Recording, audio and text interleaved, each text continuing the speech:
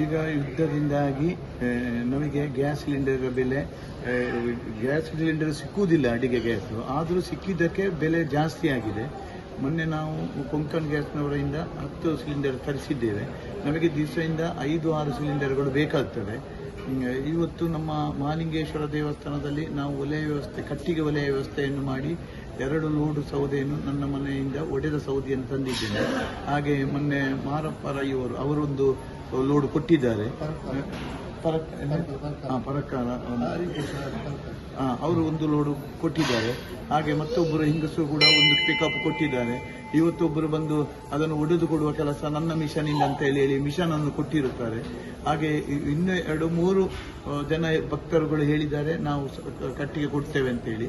ಹಾಗೆ ನಾವು ಅದಕ್ಕೆ ಬೇಕಾದ ಜನ ಮತ್ತು ಬೇಕಾದ ಪಿಕಪ್ ಲೋಡ್ ಲೆಕ್ಕದಲ್ಲಿ ಲಾರಿಯ ವ್ಯವಸ್ಥೆಯನ್ನು ಕೂಡ ಮಾಡಿದ್ದೇವೆ.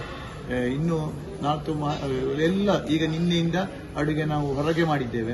ಪಾಯಸ, ಸಾರು, ಸಾಂಬಾರೆಲ್ಲ ಕಟ್ಟಿಗೆಯ ಒಲೆಯ ಮುಖಾಂತರ ಈಗ ಅಡಿಗೆ ವ್ಯವಸ್ಥೆ ಮಹಾಲಿಂಗೇಶ್ವರ ದೇವಸ್ಥಾನದಲ್ಲಿ ವ್ಯವಸ್ಥಿತ ರೂಪದಲ್ಲಿ ಮಾಡ್ತಾ ಇದ್ದೇವೆ. ಅಲ್ಲ, ಈಗ ಗ್ಯಾಸ್ ಸಿಕ್ಕುವುದಿಲ್ಲ. ಅದು ಮತ್ತೆ ಗ್ಯಾಸಿನ ಬೆಲೆ ನೋಡಿ, ಈಗ 17 kgಗೆ 2450 ಪುನಃ ಏರ್ತಾ ಇದೆ. ಇದು ನಮಗೆ ಅಸಲಾಗ್ಲಿಕ್ಕಿಲ್ಲ. ದಿವಸಕ್ಕೆ 6-7 ಸಿಲಿಂಡರ್ ಬೇಕೀಗ. ಅದಕ್ಕೋಸ್ಕರ ನಾವು ಕಟ್ಟಿಗೆ ವ್ಯವಸ್ಥೆಯನ್ನು ಮಾಡಿದ್ದೇವೆ. ಭಕ್ತಾದಿಗಳು ಕಟ್ಟಿಗೆಯನ್ನು ಕೊಡುವಂಥ ವ್ಯವಸ್ಥೆ ಸುಮಾರು ಜನ ಫೋನ್ನ ಮುಖಾಂತರ ಹೇಳಿದ್ದೇನೆ. ಅದನ್ನು ತರಿಸುವಂಥ ಕೆಲಸ ದೇವಾಲಯದ ವತಿಯಿಂದ ಮಾಡ್ತೇವೆ. ಮತ್ತು ನಾಡ್ದು ನಮ್ಮ ಜಾತ್ರೆಗೆ ಕೂಡ ಹಾಗೆ ಅಂದಾಜು 2.5 ಲಕ್ಷ ಜನ ಒಟ್ಟು ಆಗ್ಬೋದು. ಅದು ಕೂಡ ನಮ್ಮ ಕಟ್ಟಿಗೆಯ ಒಲೆಯ ಮುಖಾಂತರವೇ ನಾವು ಮಾಡ್ತೇವೆ.